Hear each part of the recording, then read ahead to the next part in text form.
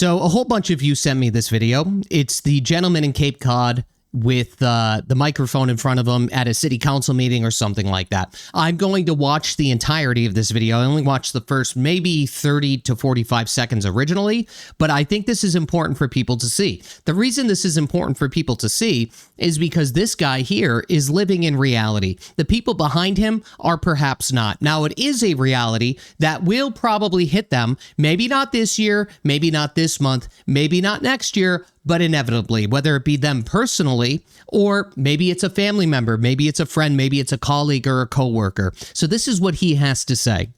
I'm born and raised on Cape Cod. What is on the line is very simple.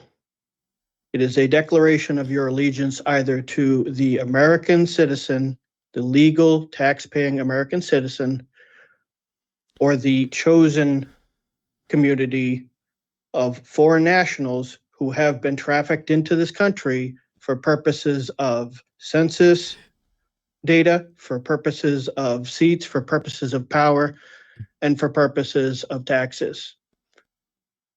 I am sick to effing death of paying for such bullshit, and I'm sick to death of being lectured about compassion, about patience and understanding.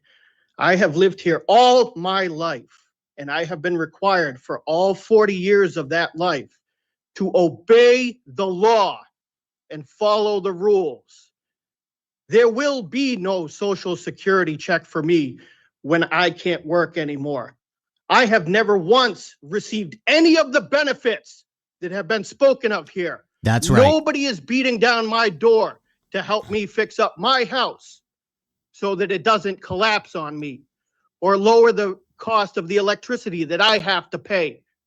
I don't get health insurance. I can't afford it. But I am punished by this state for not being able to afford it so that people who are in this country illegally can benefit from it. Just so you know, I believe still in Massachusetts. So this happened to me actually when I was a contractor back in my heyday.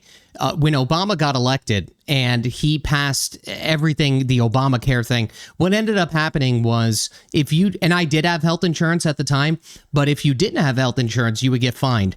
I think still that maybe not a federal law, but a state law exists inside of Massachusetts where I think if you don't have health insurance, you do get fined. So this guy can't afford health insurance. He's paying for other people's health insurance that are probably for people that aren't even supposed to be here in the first place, and he's frustrated, amongst other things.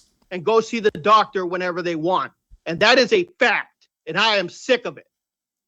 I am not an ununderstanding individual. I am not an uncompassionate individual.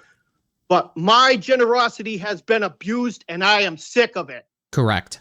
I am sick of being treated as an indentured servant to foreign nationals in my country and in my community. And I don't give a damn whose feelings that hurts. And for the record, I traveled abroad to a foreign nation, and you would not believe the amount of documentation I was required to have on me at all times and show whenever anybody asked. And you can bet your ass if I broke their laws, they would have nailed my ass to the wall. And this woman sucks. Right here, this woman, she sucks. This woman sucks, the one that keeps shaking her head. Was very well behaved over there, and I was very respectful to the people because I was a guest in their country. I wasn't due anything. So here's the reality here.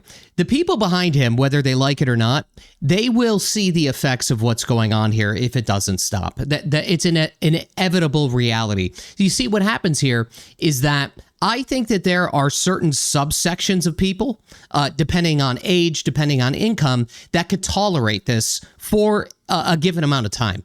So this guy here is obviously up to his wit's end with tolerating it. It doesn't necessarily mean that he's not compassionate or he doesn't want to help people. Most people want to help people. That's 100% true. But what happens is when you are getting taken advantage of by the people that you're helping, or alternatively, when you're getting taken advantage of by the government, whether it be state, local, no matter what it is, and your patience inevitably runs out. The people behind him clearly, their patience has not run out yet, but it will run out in a matter of time. And here's the other truth of the matter. So this guy got up here and he said what everybody else is thinking. Perhaps not the people in this room right now where he is, but more people need to come forward and give their opinion on things. And what ends up happening is like the people behind him, like this woman with the glasses, what they want to do is create this atmosphere and environment where it's not, let's say, quote unquote, safe for you to say the things that this guy is talking about.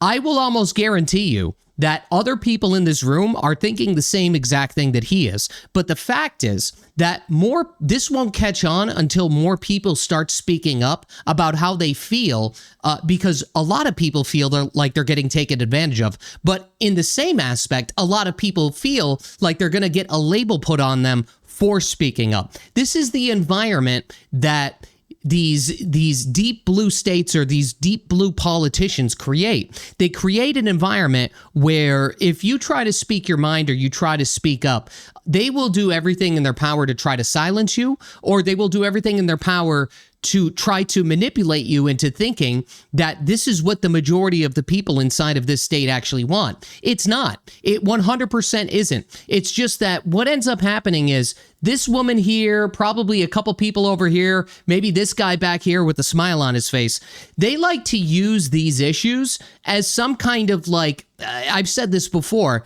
but they kind of jump on the bandwagon of whatever their friends are doing. So when they are approached with somebody that maybe what he said at this given point in time is not socially acceptable inside of their community, what they fail to realize is this will become socially acceptable because resources are not infinite. Everybody, if we had an infinite amount of resources, an infinite amount of jobs, everything would be fine, right? Everything would potentially be fine, but unfortunately, we just don't. We don't have it. If you want to know what this looks like on an accelerated level, all you need to do is look to see what's happening in the UK. See what is happening in the UK, because that is inevitably where the United States was heading.